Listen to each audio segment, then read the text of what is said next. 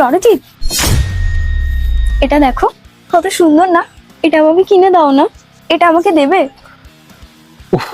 তোমার না শুধু ড্রেস ড্রেস আর ড্রেস।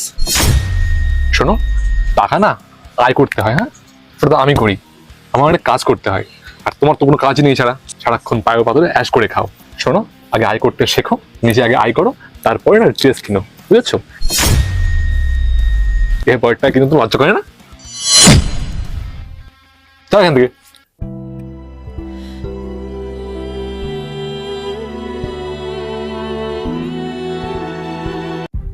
সরজিৎ, হ্যাঁ বলো। আজকে আমি দুপুরবেলা তোমার জন্য অনেক কিছু বানিয়েছি। তাই নাকি? কি বানিয়েছো?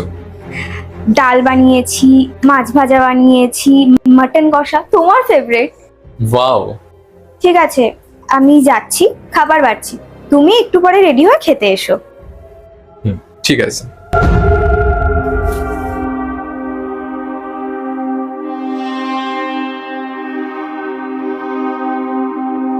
সরজিৎ, হ্যাঁ বলো। বলছি এই কটা জামা কাপড় আমি নিয়ে গেলাম, তোমার কি আর কোনো জামা কাপড় কাচতে হবে? না না, সব ঠিক আছে, আগে আসতে হবে না। আচ্ছা ঠিক আছে, আমি এইগুলো নিয়ে গেলাম তাহলে। ঠিক আছে।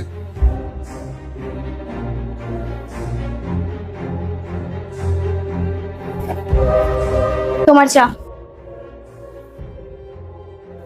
বলছি এই চা আর বাসন মাজা, কাপড় কাচা, ঘর মোছা সবকিছু দিয়ে তোমার 500 টাকা হয়েছে, টাকাটা দাও।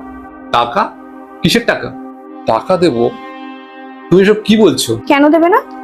তুমি তোমার ঘরের আমি এত কাজ করি, তুমি কেন টাকা দেবে না? তুমি আমার স্ত্রী, তোমার একটা দায়িত্ব। তুমি আমার স্ত্রী হয়ে আমাকে টাকা চাইছো? কেন চাইবো না? আমি তো তোমার কাছেই চাইবো, আর এছাড়া আমি তোমার ঘরের এত কাজ করি, কেন চাইবো না টাকা? তুমি আমার স্ত্রী হও, তোমার তো দায়িত্ব এগুলো। আচ্ছা আমার দায়িত্ব, আর তুমি কি তোমার দায়িত্ব সব ভুলে গেছো? মানে?